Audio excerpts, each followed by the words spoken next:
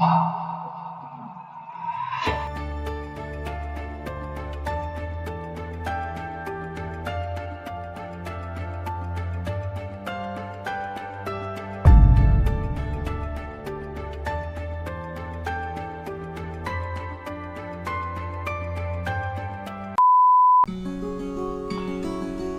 final speech in the Showcase of Awesomeness is digital presentation. Digital presentation either informs or persuades an audience and is accompanied by a visual aid in the form of a digital slideshow. The Region 9 champion for DP is Lexie Mcdonald, who brings to light the important topic of the ongoing opioid epidemic in her speech, The Man Behind an Epidemic. Ladies and gentlemen, Lexie Mcdonald.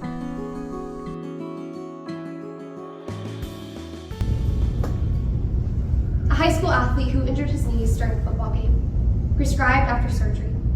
A construction worker with lower back pain from working, prescribed by his doctor. A grandfather with a mild toothache, prescribed. A mother with 3 kids and a headache, prescribed. A teenager, prescribed. A father, prescribed. A grandmother, prescribed. Prescribed, prescribed, prescribed, prescribed.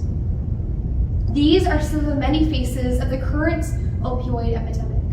These innocent people trusted their doctor's advice that a new, innovative medicine could help their pain with no risk of addiction. Years later, families have been torn apart and countless lives have been lost, all because one family, the Sacklers, placed their desire for money above anything else. This effort was spearheaded by Richard Sackler. He was the mastermind behind the highly addictive opioid pain medication, OxyContin. Sackler, while claiming to cure pain, was turning a blind eye to the effects of this drug on communities across the U.S.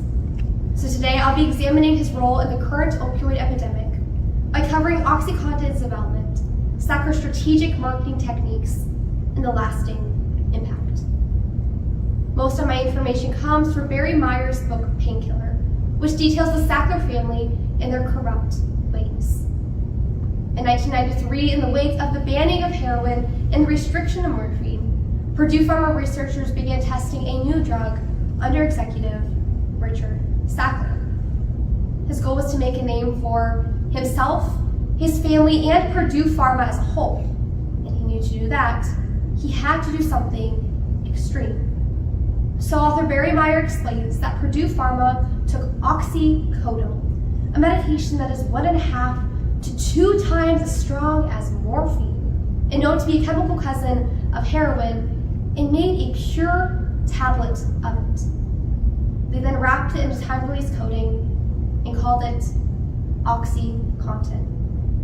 In discussing OxyContin's dangerous concentration of oxycodone, author Barry Meyer says, quote, "In terms of narcotic firepower, OxyContin was a nuclear weapon," end quote. Now that he had his weapon, Sackler had to get the drug approved by the Food and Drug Administration. Typically, narcotic pain medications were reserved for severe and cancer-related pain. But as Meyer emphasizes, Sackler wanted his drug to be available for most anyone. And he wanted a label that led people to believe it to be safe. Purdue had not conducted any clinical trials on the long-term addiction rates of OxyContin. So someone, despite the lack of concrete evidence, had to approve the desired label. To do this, Sackler turned to Curtis Wright, a medical reviewer at the FDA. Oddly enough, after approving OxyContin with a statement that it was safe to take and less addictive than other opioids, Wright quit his job with the FDA and went to work for none other than Purdue Pharma. Now that the required label was in place, Sackler set his sight on sales. Knowing physicians would be hesitant about prescribing an opioid, he developed a detailed marketing plan and hired armies of salespeople to sell doctors on the benefits of OxyContin. Those salespeople were given high incentives to sell as much as they could, however they could. And as Meyer explains, the more they sold, the higher the reward. Some of their sales tactics were, at the least, questionable, and at the most, criminal. For instance, despite no clinical studies being done on the abuse rate of OxyContin, produce sales pamphlets, advise salespeople to tell doctors that OxyContin had a less than 1% addiction rate. And when someone displayed tolerance to OxyContin, they were told to have them double their dosage, again and again and again, to keep the medication working, but more importantly, sales skyrocketing. A report to Congress states that in its first few years of sales, OxyContin prescriptions rose from 360,000 prescriptions per year in 1996 to over 7.2 million prescriptions per year as of 2001. The statistic is alarming because the Mayo Clinic tells us around 1/3 of all people prescribed opioids will abuse them, and up to 12% will develop an addiction to the medication. But Sacker didn't care if people got addicted as long as he got his money. Remember this construction worker I mentioned? The Washington Post tells us his name is Johnny Sullivan, and he starred in a promotional video for OxyContin, claiming that it helped him get his life back. Sadly, 9 years later, that same medication took his life. Johnny Sullivan died in a car crash under the influence of OxyContin. And his death and others like it is just one sad reality the introduction of OxyContin brought into the world. The introduction of OxyContin allowed ordinary people throughout the United States to legally access a dangerous narcotic, and it left many lasting effects. Due to high cost, prescription painkillers like OxyContin often led people to turn to heroin or other opioids.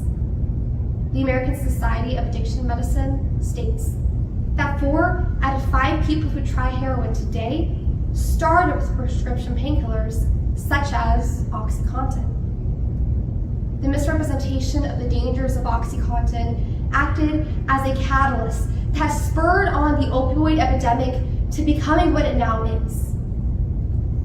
Today, opioid overdose deaths per year have increased from 8,000 in 1999 to over 82,000 deaths per year as of 2022. And current figures from the CDC suggest that over 200 Americans now die every day from opioid overdoses. And in the past 20 years, this has resulted in over 810,000 people losing their battle against opioids. That's 810,000 humans who faced addiction and ultimately death. Those people who lost their lives were fathers, mothers, sons, daughters, people like you or me. Even infants lost their lives due to being born with opioids in their system. In the end, Sacker got what he wanted and is still walking free. His name infamous and his riches vast. But at what cost? Richard Sacker brought ruin to millions of people through the dangerous development of OxyContin, his aggressive and manipulative marketing techniques, and the harmful impacts that still hurt people to this day.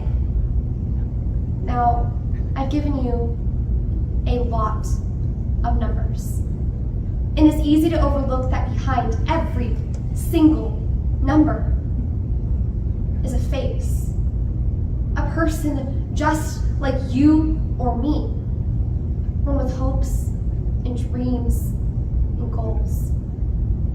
And that is why I started today by showing some of the many faces of addiction. I've already shared the sad story of Johnny Sullivan. But what about that high school athlete? Well, after having many knee surgeries, he also struggled against addiction to opioids. And that was a battle he fought for years and years. Until finally, one day while at treatment, he fell to his knees by a lakeside bench and for the first time truly prayed for God to take his addiction. And God answered.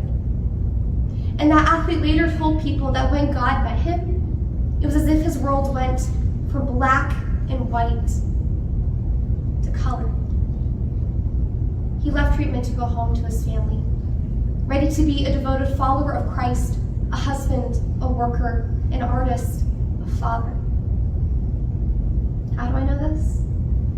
Well, I'm proud to say that that athlete is my dad, Mark McDonald. And my dad has won the fight. Sackler and others like him would prefer to see my dad held by the shackles of addiction just so they could acquire more money. The Bible warns us of people like Sackler in 1 Timothy 6:9. But those who desire to be rich fall into temptation, into a snare, into many senseless and harmful desires that plunge people into ruin and destruction. The path of destruction that Sackler left is undeniable. But there is hope. Through recovery groups such as Narcotics Anonymous, the abundant grace of God, and lots of prayer, people such as my dad can be led out of the ruin and destruction opioid addictions bring and back to color and light. Thank you.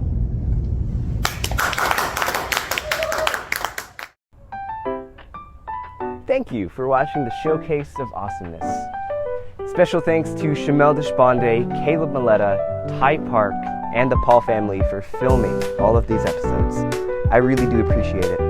Thank you to Kayla Jennings for creating the thumbnails for this series, and thank you to Mrs. Jen Swick, the Region 9 Director, and the NCFCA Board for approving this series.